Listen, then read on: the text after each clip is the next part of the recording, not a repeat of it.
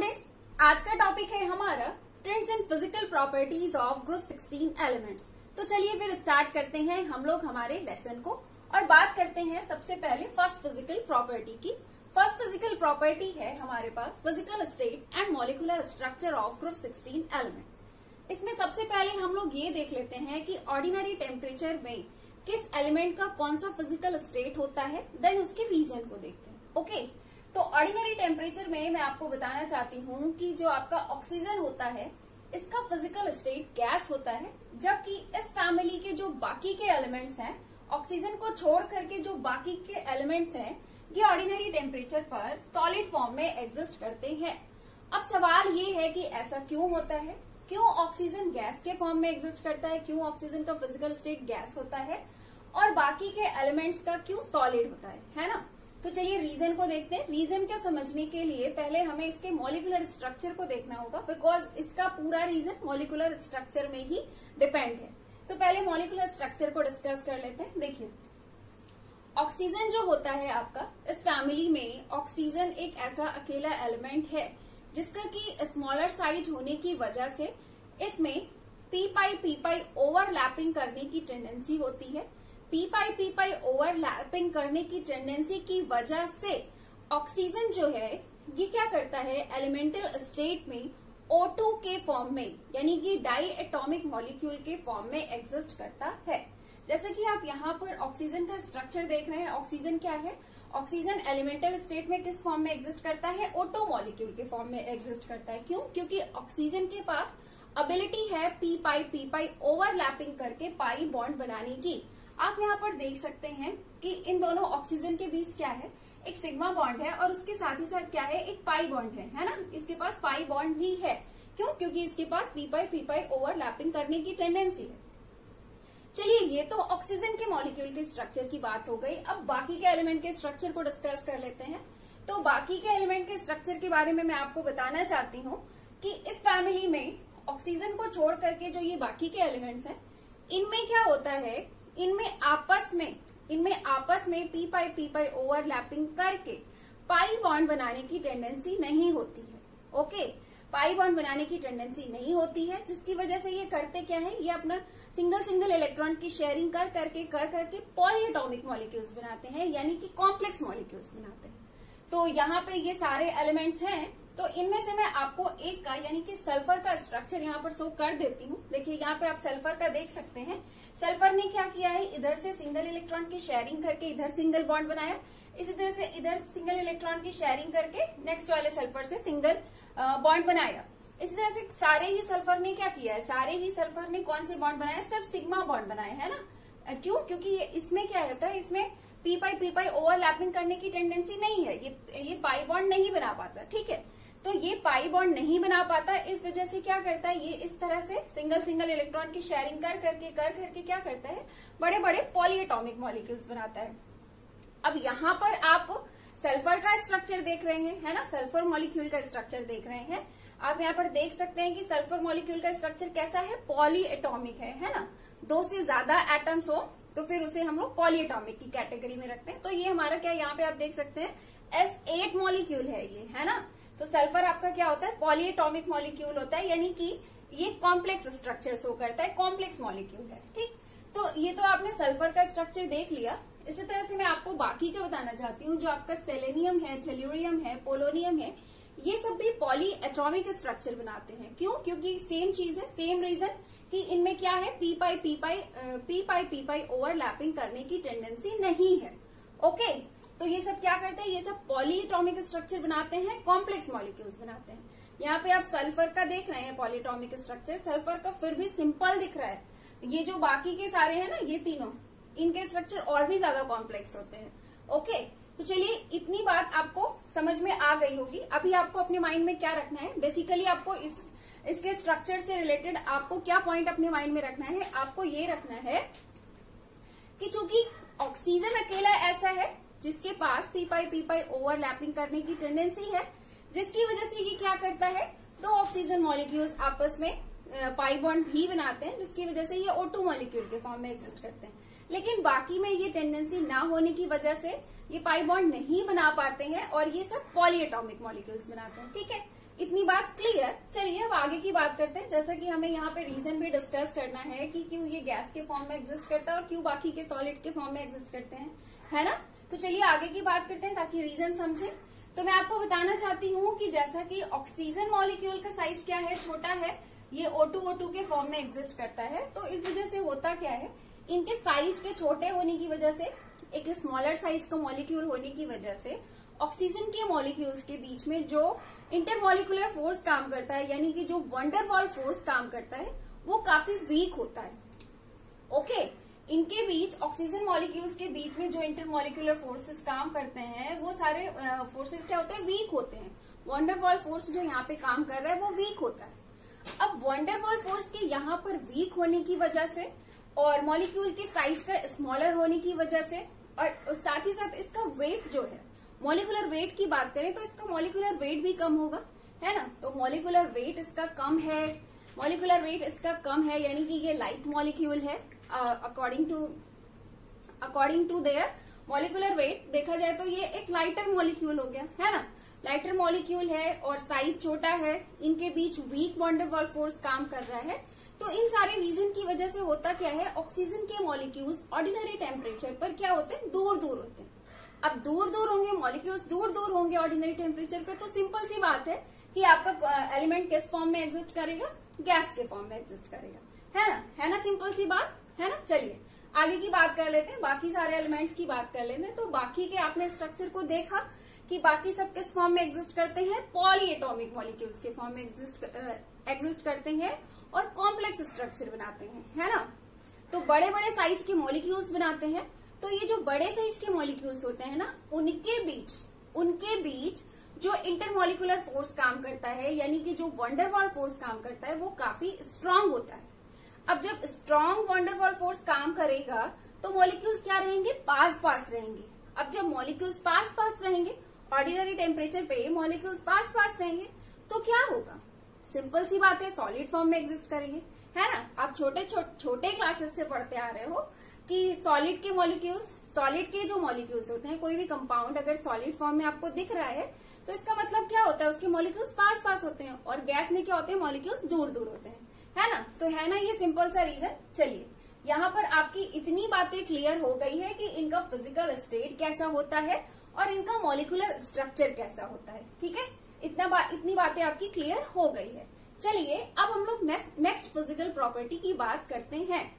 Next physical property है atomic and ionic radii. तो atomic and ionic radii को हम लोग 2 पॉइंट्स में डिस्कस करेंगे। फर्स्ट पॉइंट में हम लोग टॉप से बॉटम की तरफ देखेंगे, देन सेकेंड पॉइंट में हम क्या करेंगे, ग्रुप 15 के साथ कंपेयर करेंगे। तो चलिए पहले फर्स्ट पॉइंट देखते हैं। फर्स्ट पॉइंट में मैं आपको बताना चाहती हूँ कि आप जब ग्रुप 16 में या फिर पीरियोडिक टेबल के किसी भी ग्रुप में जब आप टॉप से बॉटम की तरफ आते हो, तो जैसे जैसे आप टॉप से बॉटम की तरफ आ रहे होते हो, वैसे वैसे क्या होता है कि एलिमेंट का अगर आप एटॉमिक या फिर आयनिक रेडाई चेक करें तो आप ये पाएंगे कि उनकी एटॉमिक और आयनिक रेडाई जो है वो बढ़ती जाती है। अब सवाल ये है कि ऐसा क्यों होता है, तो उसका रीजन होता है नंबर ऑफ सेल का इंक्रीज होना। अब नंबर ऑफ सेल के इंक्रीज होने वाली बात क्या है, मैं आपको यहाँ पर शॉर्टकट में समझाती हूँ। जैसे देखिए आपके पास क्या है, ऑक्सीजन है। ऑक्सीजन में पहले देख लेते हैं कितने सेल है। देखिए ऑक्सीजन को अगर आप देखें तो क्या होता है, इसका इलेक्ट्रॉनिक कॉन्फ़िगरेशन कुछ इस तरह से होता है ना, 1s2 2s2 2p4।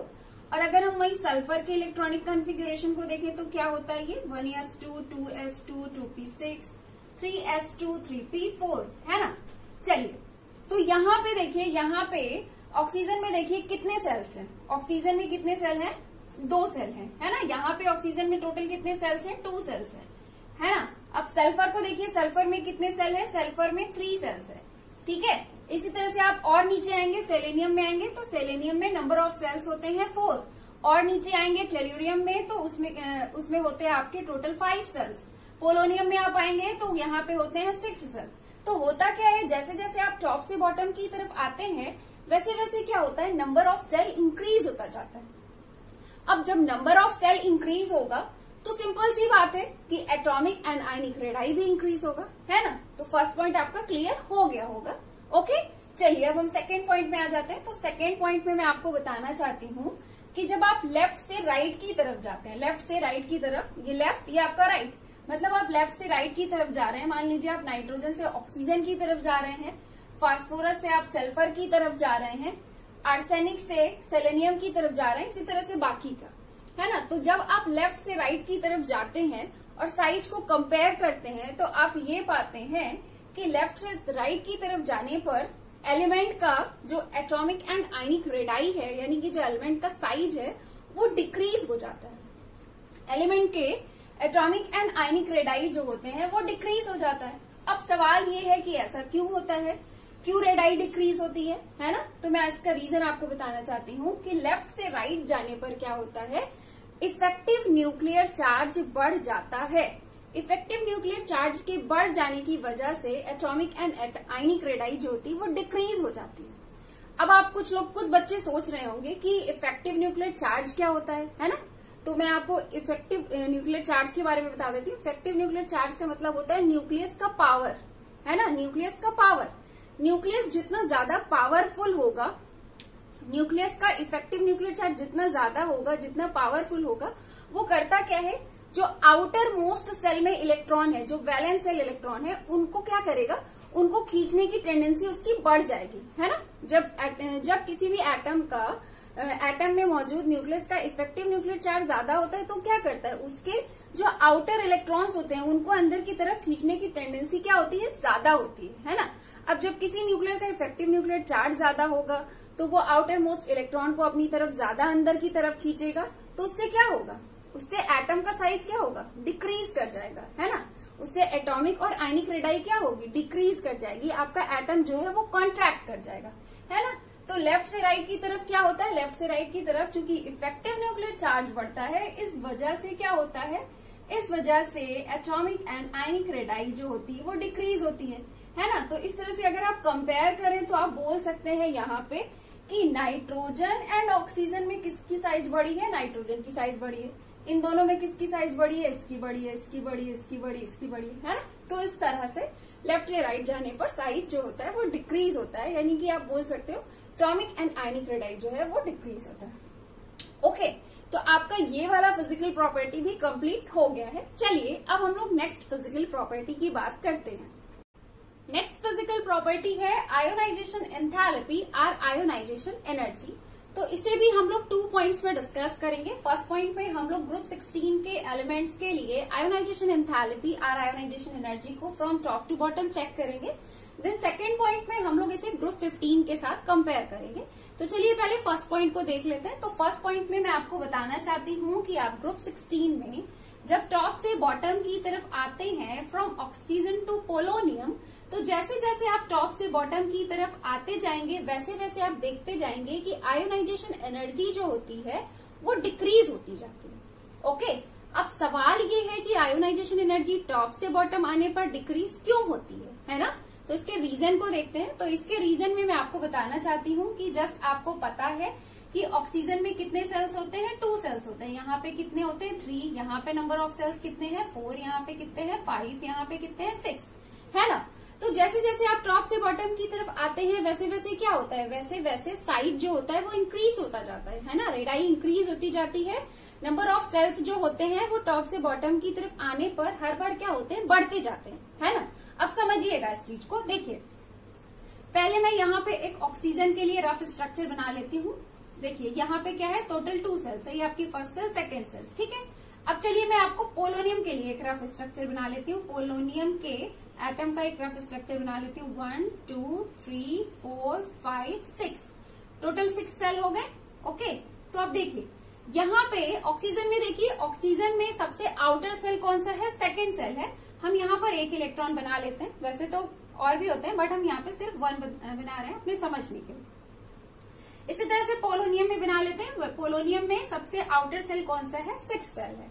ओके, अब यहाँ पर देखिए, अब यहाँ पे देखिए ऑक्सीजन में क्या है, ऑक्सीजन में सबसे आउटर सेल ये वाला है, सेकेंड वाला है, और इसमें सबसे आउटर सेल ये वाला है, 6 वाला है ना।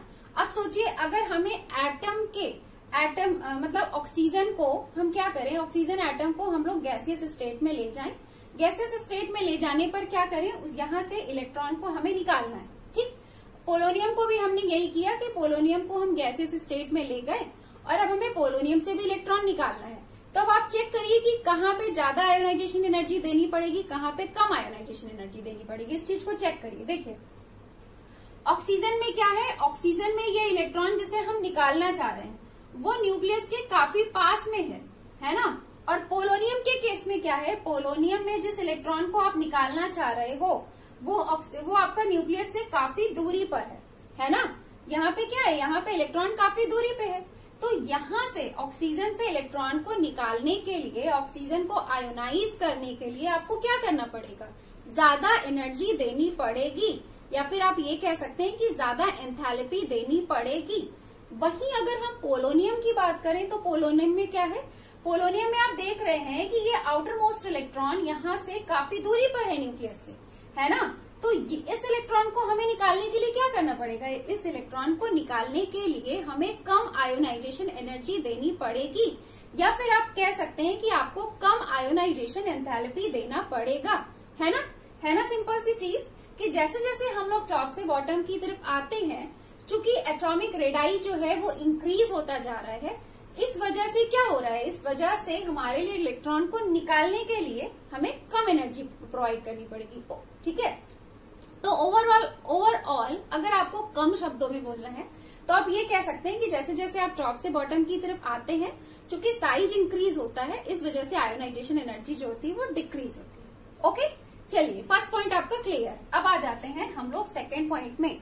चलिए सेकेंड पॉइंट डिस्कस कर लेते हैं। तो सेकेंड पॉइंट में हमें क्या करना है, ग्रुप 15 के साथ कंपेयर करना है। अब ग्रुप 15 के साथ कंपेयर कर लेते हैं। देखिए अगर आप क्या करें कि नाइट्रोजन फैमिली के एलिमेंट्स का ग्रुप 16 यानी कि ऑक्सीजन फैमिली के एलिमेंट्स के साथ आयोनाइजेशन एनर्जी को कंपेयर करें तो आप पाएंगे कि नाइट्रोजन फैमिली के एलिमेंट्स की आयोनाइजेशन एनर्जी ऑक्सीजन फैमिली के एलिमेंट्स से ज्यादा होती है। अब सवाल ये है कि इनकी ज्यादा क्यों है, इनकी कम क्यों है ना। इसके रीजन को समझ लेते हैं।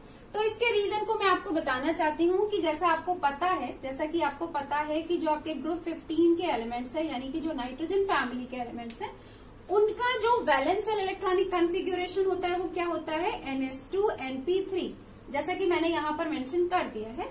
अब वहीं अगर हम ग्रुप 16 के एलिमेंट्स के वैलेंशियल इलेक्ट्रॉनिक कॉन्फ़िगरेशन की बात करें तो क्या होता है, NS2Np4, है ना। चलिए इसके इलेक्ट्रॉन को फिल कर लेते हैं। यहाँ पे इलेक्ट्रॉन को हमने फिल कर लिया है, यहाँ पे फटाफट इलेक्ट्रॉन को फिल कर लीजिए। देन इसके भी इलेक्ट्रॉन को हम लोग फिल कर लेते हैं। अब देखते हैं, दोनों को चेक करते हैं, कंपेयर करते हैं। देखिए यहाँ पे 4 इलेक्ट्रॉन है, यहाँ पे 2 इलेक्ट्रॉन है, मैंने फिल कर दिया। देखिए इसके इलेक्ट्रॉनिक कॉन्फ़िगरेशन को देखिए, इसके वैलेंशियल इलेक्ट्रॉनिक कॉन्फ़िगरेशन को, दोनों को देखिए। ग्रुप 15 में क्या है, ग्रुप 15 में यहाँ पे देखिए ये तो कॉमन है, इससे मतलब नहीं है, ये आपका Np3 है, ये आपका Np4 है। यहाँ पर देखिए यहाँ पे क्या है, ग्रुप 15 में क्या है, just half filled electronic configuration है ना। और यहाँ पे क्या है, यहाँ पे 4 इलेक्ट्रॉन है ना। ये 4 इलेक्ट्रॉन आपको दिख रहा होगा कुछ, देखिए इस तरह से। यहाँ पे क्या है, 4 इलेक्ट्रॉन है ना। अब यहाँ पे जो just half filled electronic configuration जो होता है, ये आपका स्टेबल इलेक्ट्रॉनिक कॉन्फ़िगरेशन होता है। ठीक है, तो यहाँ से इलेक्ट्रॉन निकालने के लिए आपको क्या करना पड़ेगा, ज्यादा एनर्जी देना पड़ेगा। और ये क्या है, ये वाला जो वैलेंशियल इलेक्ट्रॉनिक कॉन्फ़िगरेशन है, ये इसके कंपेयर में लेस स्टेबल है। ठीक है, जस्ट हाफ फिल्ड के कंपेयर में ये लेस स्टेबल है। तो यहाँ पे क्या करना पड़ेगा, यहाँ से आपको इलेक्ट्रॉन निकालने के लिए इसके कंपेयर में थोड़ी सी कम आयोनाइजेशन एनर्जी देनी पड़ेगी। ठीक है, तो अगर आपको ओवरऑल कम शब्दों में बोलना हो तो आप कैसे बताएंगे, आप ये बताएंगे कि जो ग्रुप 15 के एलिमेंट्स होते हैं, इनकी आयोनाइजेशन एनर्जी ग्रुप 15 के एलिमेंट्स के कंपेयर में ज्यादा होती है। उसका कारण है ग्रुप 15 के एलिमेंट्स में मौजूद just half filled वैलेंशियल electronic configuration का होना। ओके, तो यहाँ पे हमारा ये आयोनाइजेशन एंथैल्पी और आयोनाइजेशन एनर्जी भी कंप्लीट हो गया है। अब हम लोग मिलेंगे नेक्स्ट लेक्चर में और बची हुई फिजिकल प्रॉपर्टीज के ट्रेंड्स को देखेंगे। Have a nice day, thank you so much.